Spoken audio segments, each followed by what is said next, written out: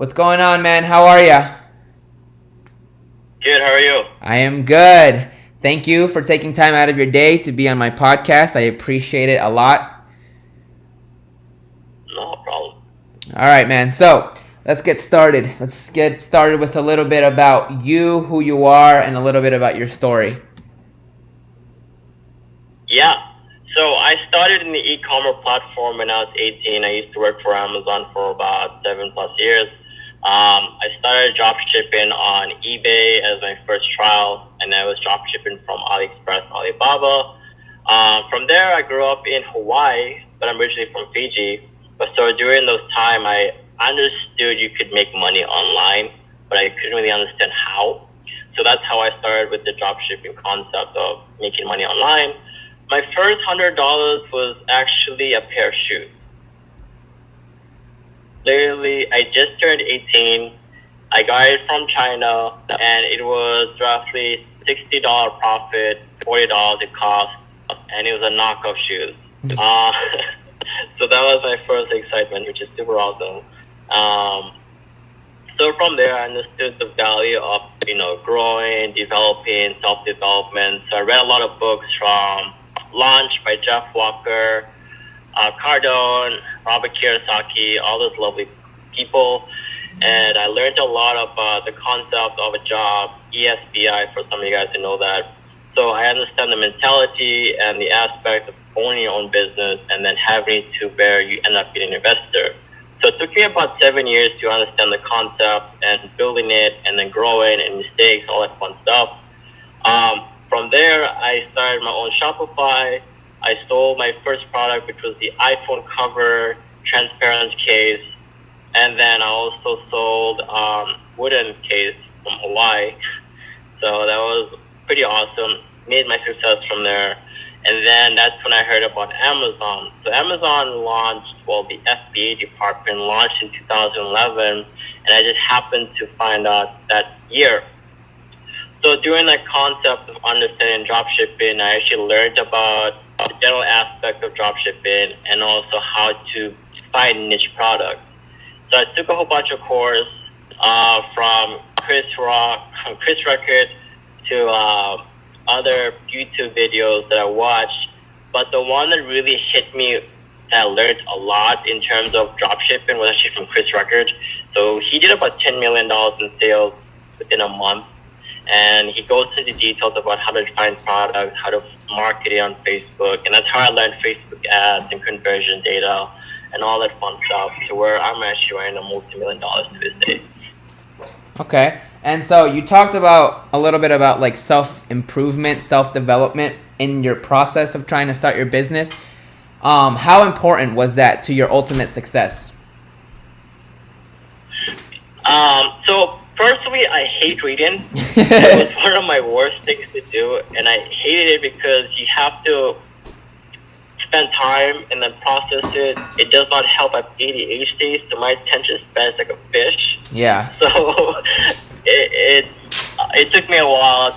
No, as I was saying, it took me a while to understand the concept of development, personal development. And even to this day, I dread reading, but I really just force myself to read because I understand that running a business, you have to be always on the go. And I guess like in general, a lot of the motivational speakers and a lot of the people that support my business and support myself financially, my parents, my family, all that fun stuff, my friends, they really understood the value of what I brought to the table. So they were willing to invest in me and develop me. So even more so, I felt more obligated to build myself up as a person and then grow as a person. And we pay them as a thank you. Yeah. Okay. And so explain to us a little bit more about what it is that you do right now. How do you make your money? Yeah. So a lot of my monies come from Vendor Central, which is a different department of Amazon FBA. So instead of me selling it to customers on Amazon, I'm actually selling it to actual name brands. So or other companies, mainly Amazon, but there's other divisions of contracts you can fulfill for Amazon. So typically I supply Amazon with different items. I have about 5.2 million agreement products and contracts with different name brands. So depending on what they need, if I have it, I'll be more than happy to fulfill the contract. So it's a little bit different than the regular Seller Central, which a lot of people are on.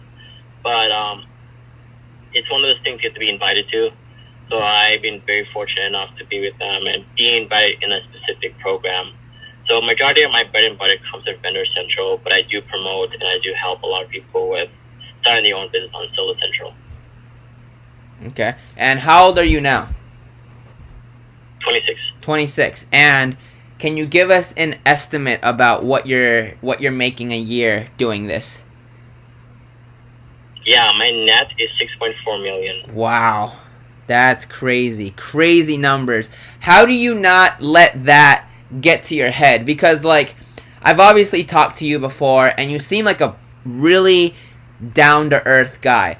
There's not very many 20-year-olds who would be making that kind of money and not blowing it on a mansion and not blowing it on a sports car and not blowing it on super fancy watches. Like, what is it about you that kind of kept you humble? It's my upbringing. You know, I come from an immigrant family. I grew up poor. My parents and my family always had to live paycheck to paycheck, and I understood the value of money. So that's what kept me in check, because no matter how much money you make, if you don't have the relationship between people or your own family members, like, what's the use of spending money and blowing it up on yourself? Because keep in mind, I did spend a lot of money on stupid things, but as you grow older, you tend to, like, really value relationships and a lot of, like, humanity things that you don't really think of at a young age. But in general, I'm just not the spending type. Really, I'm more like, I like helping people. I like building myself up in terms of financial, mental, or even physical. Because I've been through it. You know, I kind of went through the phase. Go ahead. So I went through the phase in terms of understanding money, and I had my fair share of money, and I realized that being on the top gets pretty lonely. Mm-hmm. So I understand the value of relationship, and it's a different mentality completely. And do you owe some of that to, like, your development? Like, I know you said you read a lot of books. Was it because of the reading of books that kind of helped you finally get that light bulb in your head? Yeah, it's so funny. So I'll tell you this real quick. So I read the book Jeff Walker when I was 18, but I'd never finished it. And then this year I finally finished it. And I'm like, what the hell? He was talking about funnels. And if I applied that fundamental in my business when I was 18, it would have made my business 10 times more profitable now. So I guess my advice is read your books. Even for you, someone who doesn't like to read books and someone who has ADHD, and so you find it hard, even someone like you is agreeing that it's important to read books. Yeah. It's not only that. I had to learn taxes. I had to learn laws. I had to learn different areas of how to protect the business. So I live in Washington, so I'd be very familiar with RT codes and WAC codes and articles and all different types of sections of the statute laws. So that's been super helpful in terms of understanding different ways of limiting your liability and increasing your income. Okay. And so what do you think is the true psychology of wealth? Because a lot of people do what they do in search for money, right? And so you are a living example of someone who got the money and realized that it wasn't everything everyone hyped it up to be. Because like you said, it gets lonely at the top. So do you remember the moment where it kind of like hit you? Where you were like, holy crap, like I have all this money, but I don't have relationships. Or holy crap, I have all this money, but I'm not fulfilled. Like, what was it that made you finally click? I believe that hit me when I was 23 years old, and I was the only one that was financially free and also really financially free in terms of time. So all those people I grew up in high school and people I wanted to hang out with couldn't hang out every single day, couldn't travel every single day, couldn't do things I wanted to do because they had a job, they had a girlfriend, they had boyfriends, whatever the case is. So it really dawned on me that I could only hang out with those people on weekends, but I wanted to hang out with them every single day. So that's when it really hit me, like, I maybe should find other wealthy people, other people with the same mindset that are able to travel with me, able to be financially free. And it's been super helpful. Yeah, what have you learned from these people? I learned a lot of knowledge, a lot of experience, a lot of mistakes that I applied that so I don't make the same mistakes. I met a lot of wealthy people in country clubs, tennis clubs, and all different types of clubs. And I now understand why people spend so much money on those memberships. Because some of these memberships you're paying $10,000, $20,000, $50,000, and it's not so much just hanging out. It's more about networking and building that community of relationships. And yeah, it may be overpriced as hell, but at least again the quality of relationships and the developing of growth. Right. It's like what you were telling me, like you're willing to take a loss in exchange for human interaction, human relationship, and something that's going to help you in the long term. Yeah, definitely. And as I mentioned before, like I charge a really hefty fee, so I can always be flexible with pricing in terms of like understanding a person's mindset, characteristics, and work hustle. You know, if they fit in as categories to the point where I can see true potential in them, either physically or emotionally or financially, whatever way that I can help them build themselves, by all means, I'm down for it. I'll connect them to the person that's perfect in fitness or that's awesome in whatever niche they want to go into. That's awesome, dude. Okay, and so how long have you been doing the Amazon aspect of it? Yeah, so the Amazon, so keep in mind, I've only been a 7-figure for about 4 years now. Only? It will be over 4 years. I became a 7-figure when I was 23. 4 years. So my 7-figure hit was 4 years ago. But the first 3 years was just learning, developing, making mistakes, growing, dreading reading the books, Yeah. and learning about marketing. So, you know, like the best advice that I could tell people in starting any business, whether it's fitness or whatever, is learn marketing first. I don't get why people don't promote that. I mean, you can be the most smartest person on the world, but if you don't know how to make a Facebook ad or ClickFunnels or any type of like social media that Gary Vee talks about a lot, then you might as well just work for someone else. Right. And so what are you doing? What do you like? You learned marketing first or you learned Amazon first? I learned marketing. So I learned marketing first. Okay. So that was my big pet peeve. I learned it through Shopify. Okay. And then once I understood the value of social media in terms of marketing, I found other things that I didn't know that I could promote. So then I also started off a second business of mine where I'm actually promoting Facebook ads to businesses. So I have multiple streams, not just Amazon. So I see. Facebook in general, whether it's Instagram, Facebook, YouTube, or TikTok, you can really capitalize on the audience and really make an income out of it. That's awesome. So, is that the only? You have 2 sources of income, I guess 3 with your social medias and stuff like that. Do you have any more sources of income? So I got into real estate just really recently. I got my first house in Auburn, Washington, which is super cool. That's awesome. So I'm planning on flipping it next year and then Airbnb-ing it. I got into stocks and I used to day trade as well, so I know the stock market value.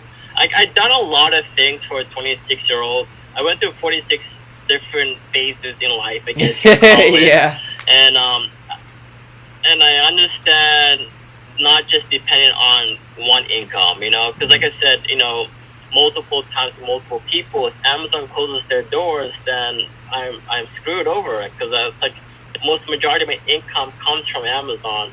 So that's the reason why I started B2B market, Facebook ads, targeting customers for lawyers and all the other stuff. Not only that, but also going into more of the actual money, which is supply chain, and then understand the value for that. So that way, if one income gets lost, I'm not screwed financially. Right. So you put a high emphasis on multiple streams of income. Yeah, well, definitely. It sounds like you're the true definition of what an entrepreneur is. It sounds like you're right up the alley. Like you're young, you're ambitious, you got the drive, you got the hustle. You know the importance of self-development, which is obviously a huge component in entrepreneurship, and you know the importance of diversifying. So it sounds like you know what you're talking about. That's for sure. Yeah, of course. I went through a lot of experience, mistakes, tears, and blood and sweat to learn the true art of entrepreneur. I've been very fortunate to be one of those people who are like a true breed entrepreneur that Gary Vee talks about a lot, that literally grew a business when it wasn't a thing. Like back in 2011, 2010, there was no such thing as entrepreneur. Like there was such a forbidden topic to talk about. Or Facebook didn't really have much of a platform for e-commerce. Like I grew up on Facebook Builder. For those people who are gurus in Facebook, you know the struggles for a Facebook Builder. That was a pain to deal with. I went through the phase of YouTube when it was a blogger, and I started my first YouTube. It was really, really bad. You had to learn how to code. I grew up with MySpace, for heaven's sakes, and I had to learn how to code my background with different wording and stuff. And I wish I kept that knowledge of coding, because now people are making $100K developing sites, and I'm like, man, I wish I kept that algorithm or understanding how to build Facebook or MySpace in that time. So yeah, man, I went through that phase. But wouldn't you say that everything that you went through taught you something? Like all the mistakes and everything that you had to, all the prior experience with the Facebook and everything, like, yeah, all of that changed, but would you say that it's all kind of combined into who you are right now? It's all led to why you're so successful now, as to why you're able to leverage social media and why you're able to understand how e-commerce works. Like, it all leads together, wouldn't you say? Yeah, I totally agree. And it's just the understanding concept of, like, you may not know everything, but as long as you're developing that skill set or mastering that skill set, then you can apply it to other places in life. Like, for example, like I started from e-commerce, but from that e-commerce, I learned about Facebook marketing. And from Facebook marketing, I learned about stocks. And from stocks, I learned about real estate. So it's an ongoing relationship of self-development, not just in one platform, but in multiple streams. And you were never afraid of, like, wasting your time? Because that's a big reason why people don't start, is because they say, well, what if it doesn't work? I don't want to waste my time. Like, you never thought of something like that? Like, what was your opinion when you were working so hard on MySpace and then all of a sudden MySpace stopped existing? That's so true.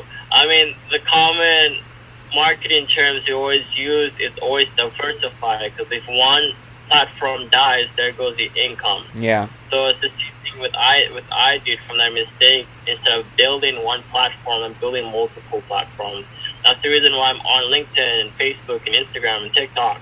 So if one of those platforms goes, it's not costing me an arm and a leg to, like, take out a loan to pay off whatever, you know? Right. But in terms of wasting time, my first stock, believe it or not, was Silicone. Silicone was my first stock purchase. It was $1 or $100 at the time, and it's roughly about $500. And I made my first, I want to say $250 around there in terms of profit. And my friend at the time was like, well, I make that amount in one day. Mm. And the one thing I told him was like, well, yeah, but I didn't clock in for it. Right. Yeah, you're doing it on your own So, time, on your own volition. Yeah. so that's the mentality you have to have. It's like, well, you either work for yourself or you work for someone else. That's the reason why that book is so crucial. 21st Century by Robert Kiyosaki. He talks about, yeah, you can make a lot of money, but you're capped at a certain point. You work 40 hours, you only cap that amount. But for me, if I work 40 hours, I'm making $6.5 million a year. Sheesh. Yeah, that's a flex. That's awesome, dude. That's so awesome. Yeah, it's just a lot of growth and developing. Like, I can't emphasize the point of self-development. Even though I still hate it to this day, but I'm finding different ways to be comfortable, like audibles, or for those people who have ADHD or people who have horrible attention span. I've always kept a notebook. Yeah. And as I listen, I'm taking notes on a summary of it or point takers from it. And for me, if I have to read a book for whatever reason, I'm always doing chunk readings. So I read a paragraph and I break it up, understand the concept, and then I read another paragraph, break the concept, and then take notes as what each paragraph truly means. So then by the end of the first chapter, I learned so much instead of just skim reading. Oh, wow. That's a good technique. That's a good technique. I never thought of doing that. Saves you a lot of time, too. Yeah, so I apply a lot more knowledge than just reading through the lines and then getting the general concept of it. So for me, chunk reading has been super helpful for me in terms of understanding the value of a chapter. So I learned that from Positive Psychology. It's a really good book. And she talks about, I don't know the artist, I'm horrible with names, but I have the book in my car, and she talks about the positive psychology and the appliance of happiness and the appliance of relationship and how to apply it in your personal life. So that really has been helpful in terms of having a positive attitude of reading a book instead of just dreading it. Yeah. Yeah, dude, every time you talk, it just screams more and more of what it means and what it takes to be an entrepreneur. You are doing the thing. You are doing the thing that you know is going to benefit you even when you don't want to do it. And I think that is one of the biggest aspects of like what an entrepreneur is. Like, you could always go out to party or you could work. You could go out to the club, you could work. You could spend your time playing video games, you can read a book. You know what I mean? Like, you are the true, even you admit it, you hate reading. It is not for you. Yet you find a way, you become resourceful enough to find a way to make it work for you. Instead of saying, oh, well, reading's not for me, I'm never going to do it again. Yeah, I totally agree with you. And the best thing that I've done so far, I mean, in terms of like dreadful work or things I hate to do, is doing 5 minutes. The 5 minutes rule has been super helpful, where I keep a timer, and if I don't want to do it, I'll read 5 minutes, and at least I accomplish something within 5 minutes, and then 10 minutes, and 20 minutes, and 30 minutes. So then by then you realize, oh crap, I read 4 hours without realizing it. So that book I talked about, Positive Psychology, it's a yellow book. You can Google it. She's the only artist I know, and she talks about the flow. So once you hit that flow of attention, you tend to get so in deep in a topic and so entwined into the understanding value of yourself. You know, it's the same thing when you meditate or you go into the gym. You're always in a zone of focus to the point you lose track of time, and that's been super, super helpful. And it only takes 20 minutes. I mean, you only have to hit 20 minutes to go into that zone. Some people are fast, and I applaud you if people are fast into that zone of focus. But for me, it takes 20 minutes for me to go into that focus. And then within 20 minutes, I'm lost. I can read so many books or so many different things I can do, you know? Yeah. Super helpful book. Finding, it sounds like you keep referencing a lot of what you do to that one book, and that's crazy to me. Yeah, you just relate to it. It is, and then the other one is, I'm gonna screw up the name. You probably can correct me on this. How to Influence Trends. Oh yeah, no, yeah. I've heard of that one. That book. That was one of my very fonder books, and that's been super helpful. Another one is Boundaries, and that's been super helpful as well. How to Unfuck Yourself. Yeah. That's an awesome book. See, this is the kind of stuff that you have knowledge of that you can easily apply to your TikTok. Like what you're doing here right now with me can be easily just like take out your phone, point it to your face, and be like top 5 books every entrepreneur must read, and then quickly go How to Unfuck Yourself, The Psychology of Success, and just literally that's all it is, man. Like it just. Oh my God. I never thought about that. That's a great idea, dude. Yeah. I appreciate that. It's all about it's all about telling your story, dude. Like what you've experienced, literally you just got to translate it into the platform.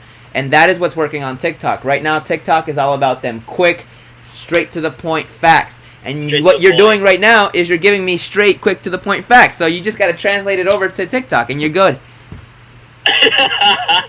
Yeah, I agree, man. That makes complete sense when you mentioned it. I mean, yeah, I agree 100%.